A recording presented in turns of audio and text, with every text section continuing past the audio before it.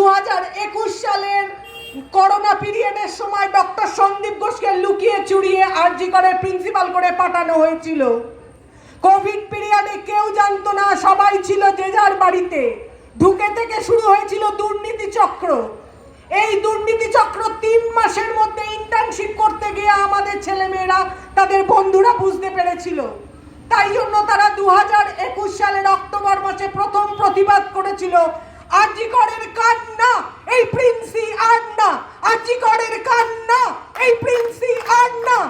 এই দুয়ো তুলেছিল কাগজে, কলমে, পেপারে, টিভিতে, ইউটিউবে, সর্বত্র দেখিয়েছিল। বড় বড় বৈঠক হয়েছিল, ডক্টর নির্মল মাঝি, ডক্টর শান্তনু সেন, ডক্টর সুদীপ্ত রায়, সবাইকে নিয়ে বসে মিটিং হয়েছিল।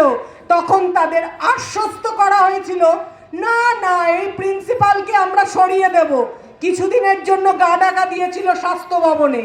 তারপর যেই আন্দোলন ধামাচাপা পড়লো, বাধ্য হলো ধামাচাপা দিতে ওপর মহল থেকে চাপ দিয়ে, তখন আমার মেয়ে এবং কয়েকজনকে এই প্রিন্সিপাল যা অকথ্য অত্যাচার করেছে তার কিছু অংশ আমি 14 তারিখ সোদপুরে বলেছিলাম।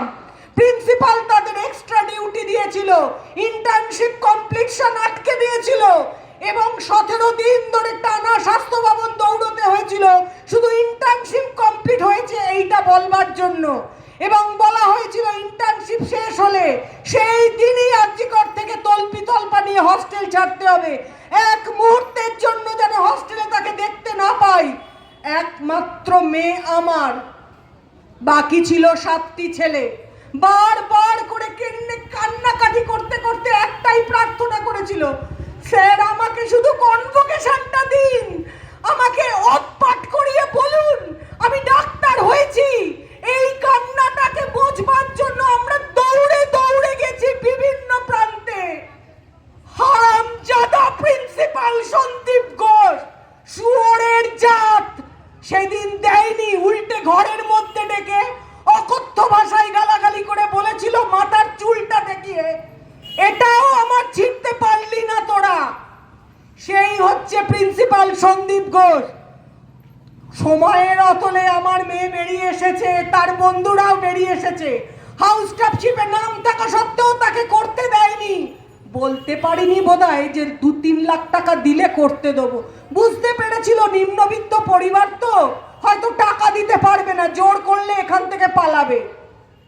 অনেক চেষ্টা করে মাথা খুঁড়ে তারপর বারাসাত মেডিকেল কলেজে হাউস স্টাফশিপ করেছি, তারপর এখন বর্ধমান। তো এই সন্দীপ ঘোষের কীর্তি আমাদের জানার কোনো বাকি নেই। প্রথম থেকে আবারও বলছি, ওয়েস্ট বেঙ্গলে যে সিন্ডিকেট স্বাস্থ্য চলছে তা অনেক আগে আমার মেয়েরা তুলে ধরেছিল, কিন্তু তখন কোনো পারিপার্শ্বিক সহায়তা পাইনি। তাই কেরিয়ার শেষ হয়ে যাবে এই ভয়ে আমরা মুখ বুজে থেকেছি। আজ যখন প্রমাণিত হয়েছে সেটা, আমরা যেভাবেই হোক পুলিশের এবং প্রশাসনের শিরদাঁড়াকে সোজা করতে চেষ্টা করব। না পারলে হিড় হিড় করে টেনে সবাই মিলে নামাবো। এই রাস্তায় যেখান থেকে এসেছিল সেখানে আবার ফিরে যেতে হবে।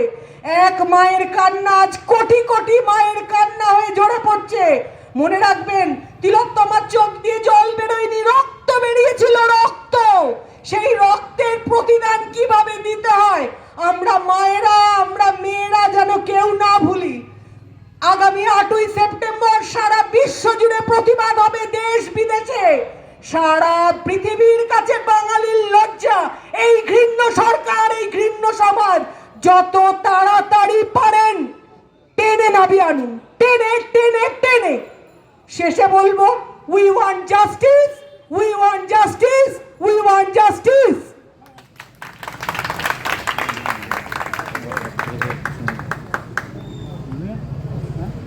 তাহলে আসে না।